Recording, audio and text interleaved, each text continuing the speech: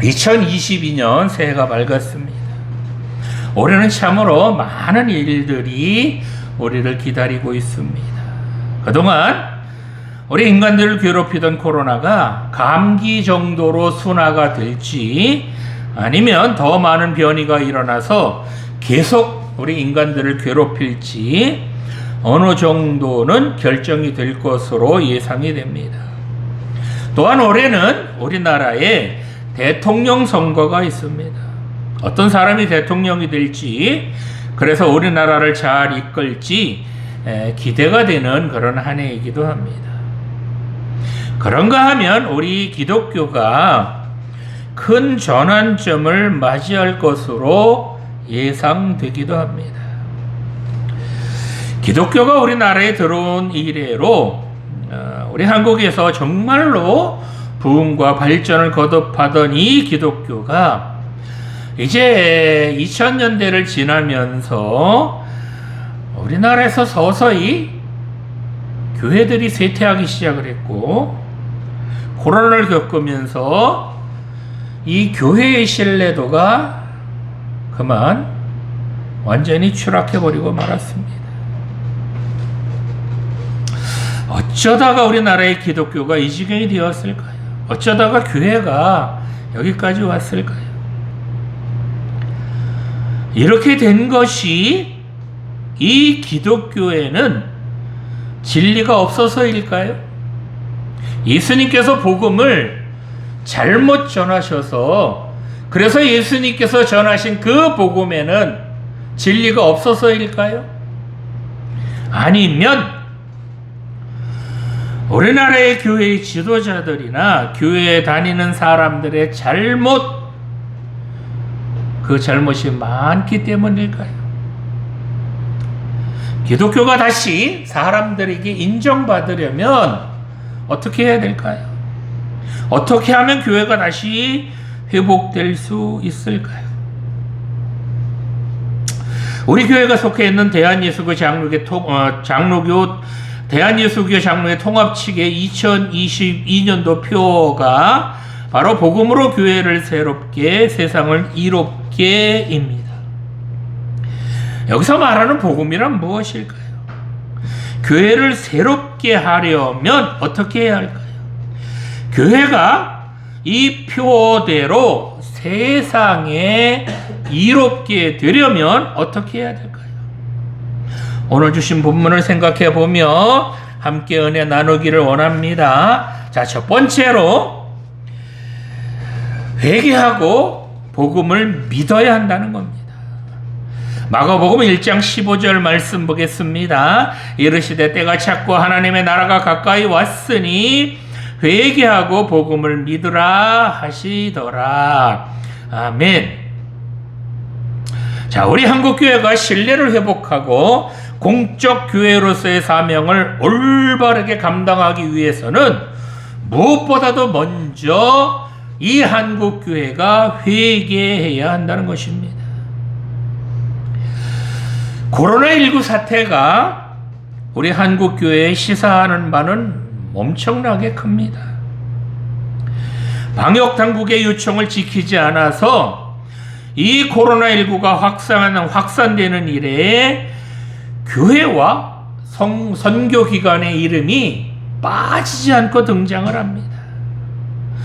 그래서인지는 몰라도 사람들은 또 교회냐? 저는 뭐 교회 때문에 못 살겠다 라고 아우성입니다.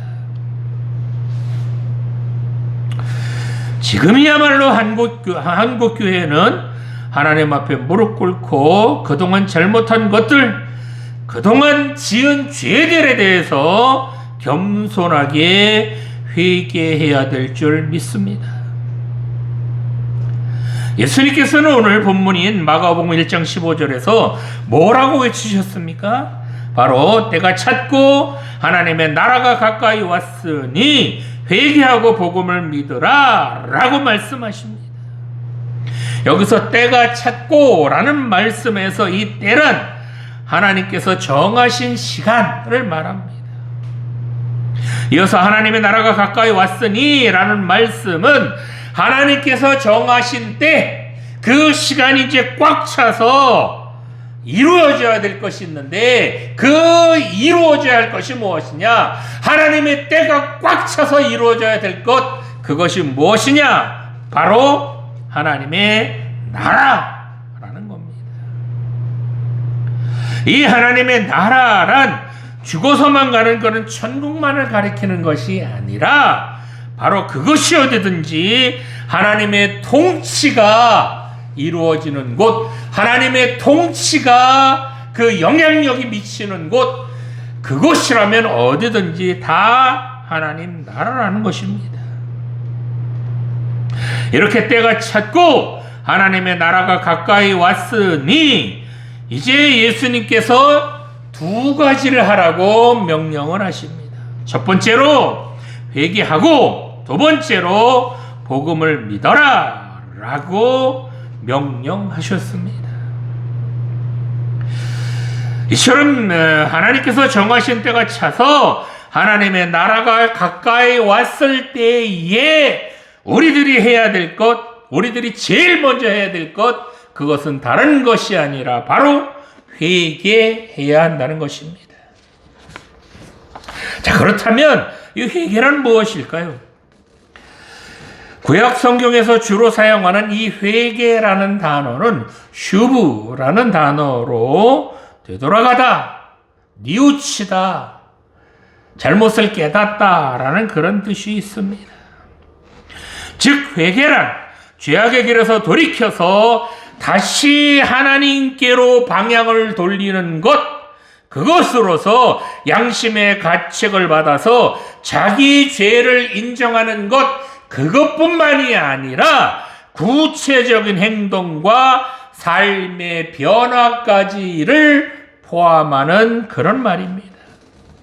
또한 신약 성경에서 회개를 뜻하는 단어는 메타노에오라는 단어인데, 이 단어도 역시 과거의 잘못을 깊이 깨닫고 진심으로 회개하며 잘못된 길에서 돌아선다는 것으로 그릇된 삶의 방향을 변경해서 이제 죄악을 버리고 하나님을 향해서, 하나님의 뜻을 향해서, 하나님께서 원하시는 선한 삶을 향해서 방향 전환하는 것, 그것을 말합니다.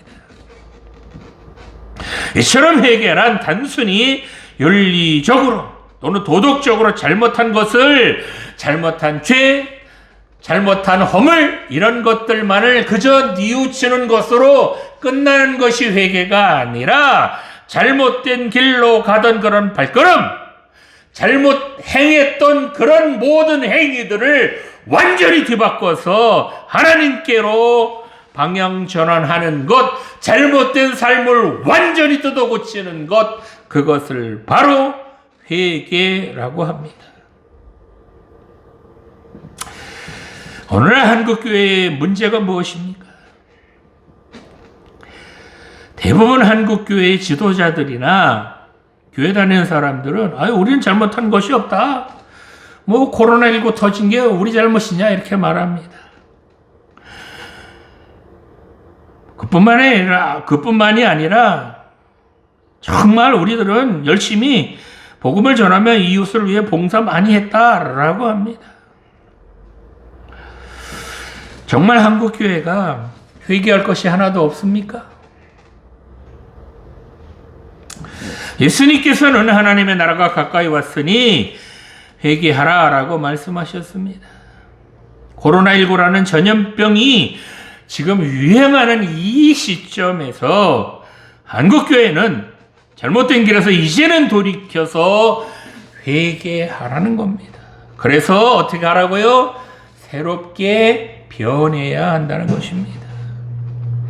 역대하 7장 14절의 말씀처럼 이제라도 악한 길에서 떠나서 하나님의 얼굴을 찾으며 그렇게 간절히 회개하면 하나님께서 우리의 죄를 사하시고 이 땅을 고쳐 주신다는 겁니다. 하나님의 나라가 가까이 왔을 때 우리가 해야 할 두 번째 일은 바로 복음을 믿는 것입니다. 이 복음이 무엇일까요? 복음이란 바로 예수 그리스도의 주 되심을 믿고 그 예수님의 뒤를 따라서 사는 자들에게 주시는 구원의 복된 소식, 요것이 바로 복음이긴 하지만 그뿐만이 아니라 예수 그리스도를 전하고 가르치고 그리고 실제로 제자를 삼는 그런 행위, 따라서 예수님의 가르침, 예수님의 그 삶의 모습을 그저 머리로만 익히는 것이 아니라 그 예수님을 따라서 그렇게 살아가는 것, 그것을 바로 복음이라고 하는 겁니다.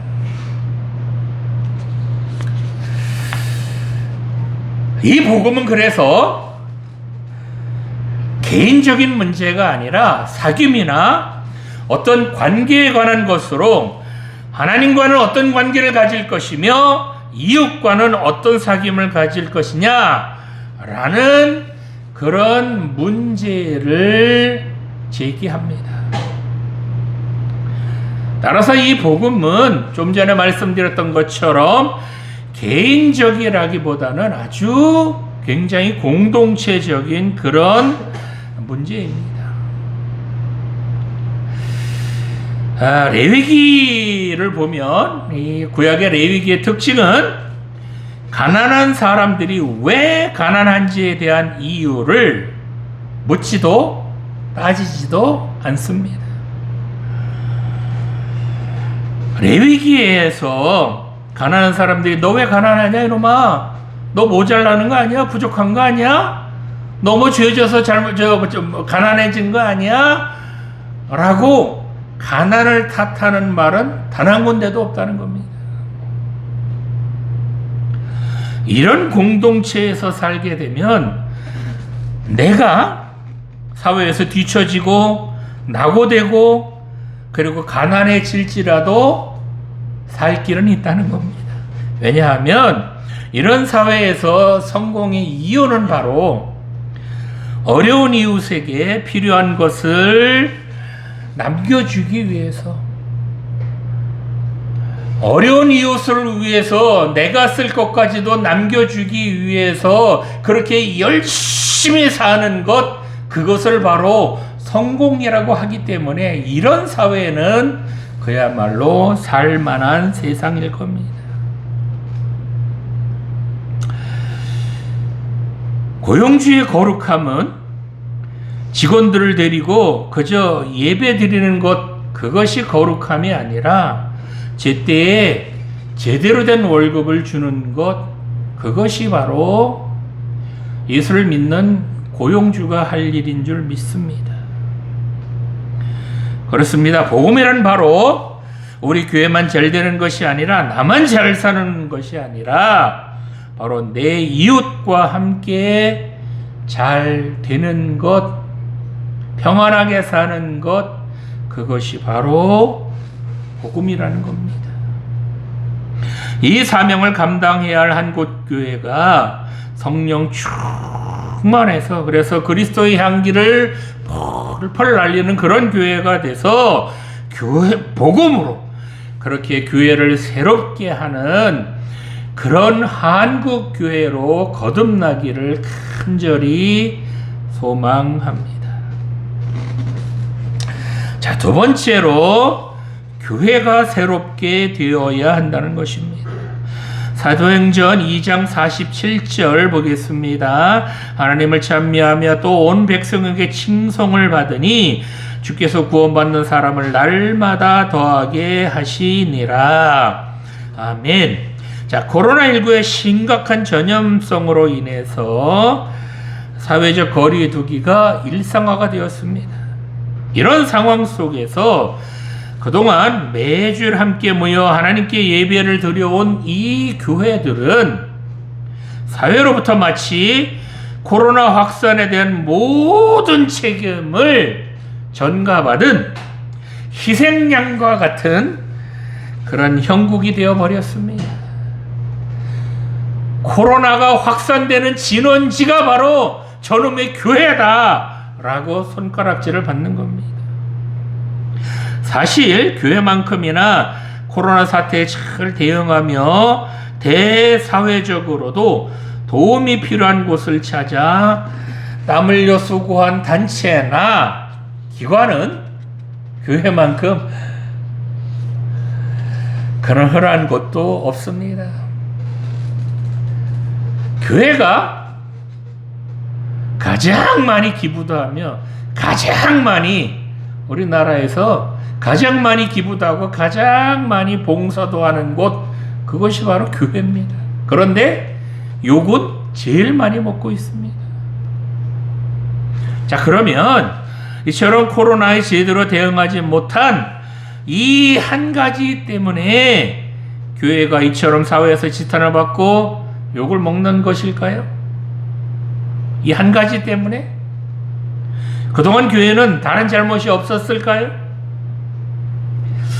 그렇지는 않을 겁니다. 교회에 다니지 않는 사람들이 가장 교회에 대하여 혐오하는 것들, 그것이 무엇일까요? 먼저 교회 다니는 사람들은 끼리끼리 논다는 겁니다. 즉 교회 다니는 사람들은 교회 다니는 사람들하고만 어울리지 다른 사람들하고는 잘 어울리지 않는다라고 말합니다. 즉 교회는 아주 배타적이라는 겁니다. 종교가 다르거나 교회를 다니지 않는 이웃을 전혀 거들떠보지도 않고 생각하지도 않는다라고 비판을 합니다. 교회를 다니지 않는 사람들이 교회를 비판하는 두 번째 이유는 바로 대형 교회의 건물을 보고 교회를 혐오하는 사람들이 많이 있다는 겁니다. 아니, 세금도 안 내는 사람들이 건물만 으리으리하게 지어서 뽐내는 거 아니냐, 이렇게 말합니다. 사실 우리나라에는 유독 대형 교회들이 많습니다. 세계 10대 교회 중에 우리나라 교회가 몇 개 속해 있는지 아시죠? 이게 과연 자랑할 만한 것일까요? 예수님께서는 제자들을 겨우 몇 명? 12명만 데리고 다니셨습니다. 예수님께서 능력이 없으셔서, 예수님께서 건물을 지으실 만한 돈이 없으셔서 교회 건물도 없이 그렇게 12명만 데리고 사역을 하셨을까요? 오늘날 한국 교회를 비아냥거리는 말 중에 한국 교회에는 사랑이 없고 이기심만 있더라. 한국 교회에는 성령은 없고 교회 건물만 있더라. 라는 말이 있습니다. 자, 그렇다면 초대교회의 모습은 어땠을까요? 오순절 성령을 받고 거듭난 초대교회 교인들에게서는 그동안 구약의 그 성전에서는 볼 수 없었던 그런 모습을 볼 수가 있었습니다. 사도행전 2장을 보면 바로 오순절 교회가 성령을 체험하고 난 후에 믿는 사람들이 다 함께해서 모든 물건을 서로 통용하고 또 재산과 소유를 팔아서 각 사람의 필요에 따라서 나눠주기도 하고 또한 날마다 마음을 같이하여 성전에 모이기를 힘쓰고 집에서는 떡을 떼며 기쁨과 순전한 마음으로 서로 음식을 나누어 먹고 또 하나님을 찬미하며 온 백성에게 칭송을 받으니 주께서 구원받는 사람을 날마다 더하게 하셨다라고 말씀하셨습니다. 이렇게 초대교회의 성도들이 사는 모습을 보고 그 모습에 감동을 받은 믿지 않는 사람들이 교회에 많이 나왔다는 겁니다. 와, 저 사람 하나님을 믿는다고 하더니 사람 완전히 달라졌네. 와, 이제는 참 믿을만 하구나. 저 사람이 변한 거 보니까 나도 교회 가야 되겠네. 이렇게 칭찬을 들었다는 겁니다. 이처럼 오순절 성령 세례를 받고 난 후에 성도들의 삶은 완전히 온 백성들에게, 믿지 않는 백성들에게까지도 칭찬을 받을 만큼 그들의 삶이 완전히 변했다는 겁니다. 그래서 이처럼 저 사람들이 믿는 하나님, 저 사람들이 믿는 예수님, 나도 믿어봐야 되겠다라고 해서, 그래서 하나님에 대한 관심, 예수님에 대한 관심이 점점 더 많은 사람들에게 그렇게 있게 되었고, 그래서 자기도 예수님을 믿겠다라고 하는 사람들이 날마다 점점 더 늘어갔다는 겁니다. 이 세상은 가난한 사람과 부한 사람의 차이가 없는 공평하고 평등한 그런 세상은 아닙니다. 가난한 사람도 있고 부한 사람도 있는 그야말로 불공평한 세상입니다.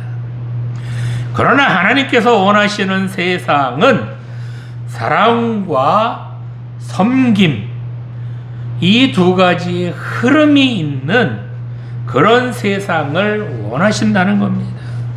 하나님께서 원하시는 세상은 하나님의 사랑, 그 사랑이 한 곳에만 머무르는 그런 세상이 아니라, 섬김이 한 곳에만 머무르는 그런 세상이 아니라, 하나님의 사랑, 하나님의 섬김, 그런 것들이 두루두루 골고루 퍼지는 그런 세상을 원하신다는 겁니다. 하나님께서 한 곳에만 사랑이 머무르기를 원하셨다면 이방인인 우리들이 어찌 하나님의 자녀가 될 수 있겠습니까? 뿐만 아니라 우리 예수님께서는 빈들에서 제자들을 향해서 5,000명에게 뭘 하라고 말씀하시죠? 제자들을 향해서, 야, 저기 지금 남자들만 5,000명이 있는데 저 사람들에게 너희들이 먹을 것을 주라 라고 그렇게 말씀하십니다. 이 예수님의 말씀은 제자들 너희들에게 있는 것, 그것 좀 나누라 라는 것입니다. 나만 잘 먹고 잘 살려고 하지 말고 이웃과 함께 더불어 살라라는 그런 말씀이죠. 오늘날 한국교회의 문제는 바로 나만을 위하다가, 내 교회만을 위하다가 이런 지경까지 오지는 않았는지 깊이 생각해야 합니다. 그렇습니다. 우리는 구원이라는 큰 은혜를 받은 하나님의 자녀들임에도 불구하고 이처럼 하나님의 자녀답지 못한 삶, 그저 나만을 위하고 내 배만을 위하는 이런 하나님 자녀답지 못한 이런 삶을 산 것, 이것이 바로 문제라는 것입니다. 하나님께서 우리에게 은혜를 주신 것은 나 혼자만 잘 먹고 잘 살아라, 너 혼자만 누려라 라고 그래서 나에게 주신 것이 아니라 나눠라 라고 주셨다는 겁니다. 이것이 바로 오늘날 우리 한국교회의 사명인 줄 믿습니다. 이런 사명을 감당해야 할 한국교회가 성령 충만해서 예수님의 사랑과 섬김을 이제 이 한국교회의 문화로 삼고 한국교회가 그리스도의 향기가 되어서 복음으로 교회를 새롭게 세상을 이롭게 하는 그런 교회 되기를 간절히 소망합니다. 자, 마지막으로 교회가 바로 이 세상을 이롭게 해야 합니다. 신명기 16장 11절 말씀 보겠습니다. 너와 내 자녀와 노비와 내 성중에 있는 레위인과 및 너희 중에 있는 객과 고아와 과부가 함께 내 하나님 여호와께서 자기의 이름을 두시려고 택하신 곳에서 내 하나님 여호와 앞에서 즐거워할지니라. 아멘. 자, 본문은 이스라엘의 3대 절기 중 하나인 77절에 관한 말씀입니다. 이 77절은 출애굽을 기념해서 일주일 동안 누룩이 들어가지 않은 떡을 먹는 무교절 안식일 이후인 초실절부터 시작을 해서 7주가 지나는 49일째 그 날의 절기를 바로 이 77절이라고 합니다. 이 77절은 곡식을 주신 하나님의 풍성한 복을 기념하면서 기쁘게 식사하는 것에 초점이 있습니다. 자녀들과 함께 종이나 성중에 있는 레위인이나 함께 있는 객이나 고아나 과부 등 사회적 지위나 경제적 지위에 상관없이 공동체 안에 있는 모든 사람들이 함께 어울려서 그렇게 함께 참여하는 축제, 그것이 바로 이 77절이라는 겁니다. 이것은 바로 그 사회 안에서 가장 연약하고 빈곤한 이들이 함께 기쁨을 누리며 마땅히 환대받아야 한다는 것을 보여주는 겁니다. 한 사람도 소외돼서는 안 된다라는 것을 보여주는 겁니다. 왜냐하면 이스라엘 백성들은 애굽에서 종이었으며 나그네였고 그런 그들을 하나님께서 어떻게 구원하셔서 지금의 복을 누리게 될 수 있었는지를 기억해야 하는 절기, 그것이 바로 이 77절이기 때문에 그렇습니다. 이 77절에 드려야 하는 제사 중에 우리가 눈여겨봐야 할 것이 있는데 바로 77절에 드리는 화목제입니다. 이 화목제는 이스라엘의 5대 제사가 있죠. 번제, 소제, 화목제, 속제제, 속건제, 이 5가지 제사 중에서 하나님께 드린 제물을 제사장과 제사를 지내는 사람과 그리고 나머지 백성들이 함께 그 제물을 먹을 수 있는 유일한 제사가 바로 이 화목제입니다. 이 화목제는 히브리어로는 이게 슐라밈이라고 하는데 바로 평화, 화목을 뜻하는 샬롬. 여러분 샬롬 다 아시죠? 샬롬에서 파생된 말입니다. 즉 하나님과의 관계 속에서 이웃과 화목을 이루는 것, 그것이 바로 이 화목제라는 겁니다.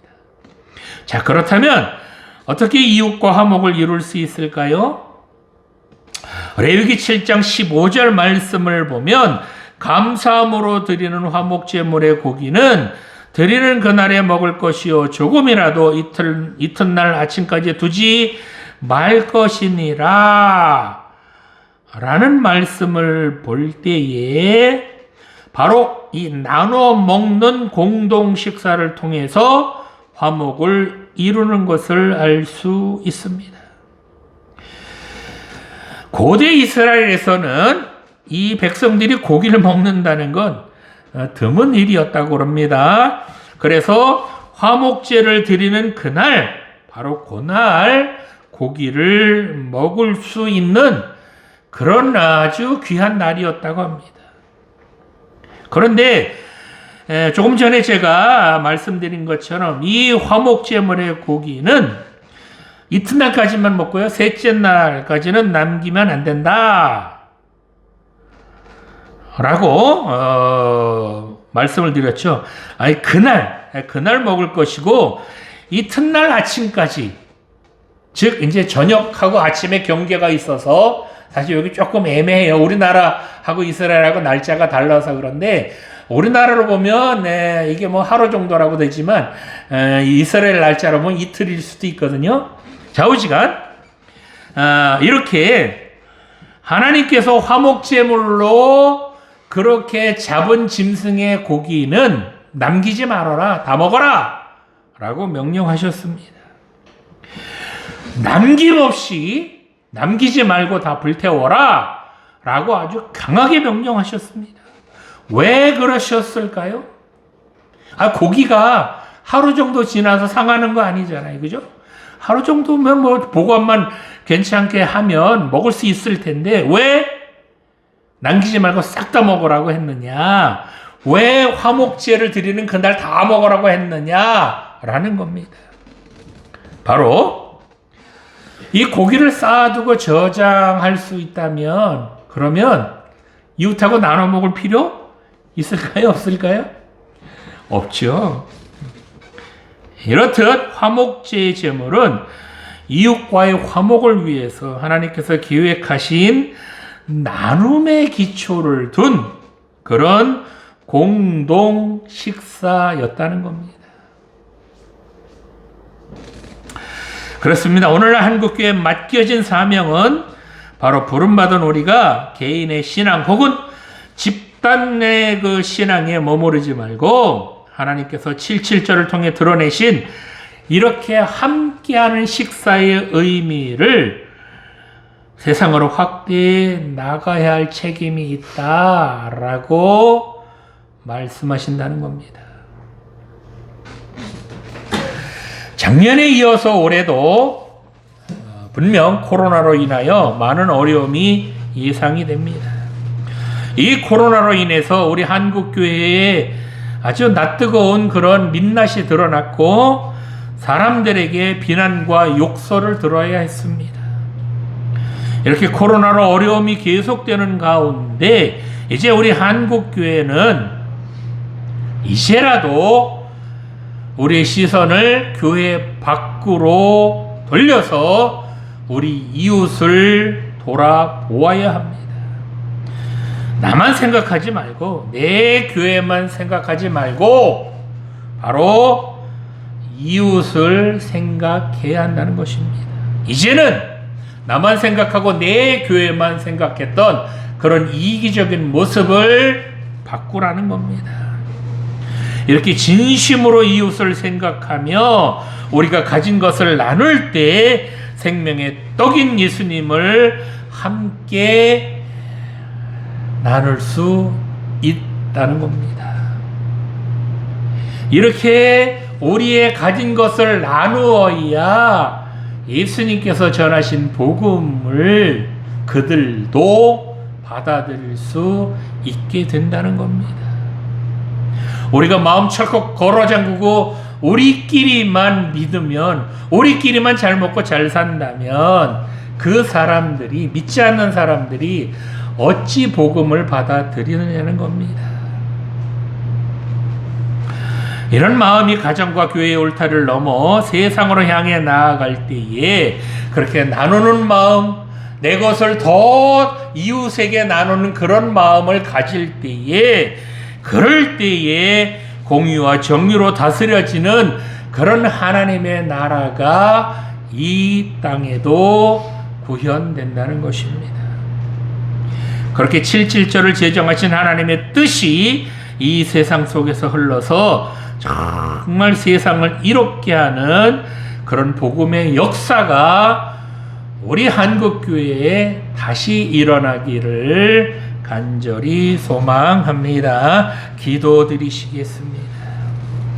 사랑과 은혜가 충만하신 하나님 아버지, 오늘 새해 첫 예배를 드리면서 한국교회를 되돌아보게 하여 주시니 감사드립니다. 교회가 먼저 회개하게 하여 주시옵소서. 그동안 하나님 앞에 잘못했던 것들 진심으로 뉘우치며 회개하게 하여 주시옵소서. 그동안 한국교회는 내 교회만을 위하는 이기심으로 가득했으며 이웃을 돌보지 못했음도 고백합니다. 나누지 못하고 배려하지도 못했던 지난 잘못을 용서하여 주시옵소서. 성령 충만했던 초대교회의 모습을 우리 한국교회들도 이제는 회복하게 하여 주시옵소서. 그래서 하나님께 받은 사랑, 하나님께 받은 은혜를 이제는 서로 나누게 하여 주시옵소서. 그래서 하나님의 나라가 이 땅에 이루어지는 이 귀한 일에 우리 한국교회가 다시 귀하게 쓰임받게 하여 주시옵소서. 그래서 복음으로 교회를 새롭게 하며 세상을 이롭게 하는 그런 한국 교회들이 다 되게 하여 주시옵소서. 감사드리며 예수님 이름으로 기도드립니다. 아멘.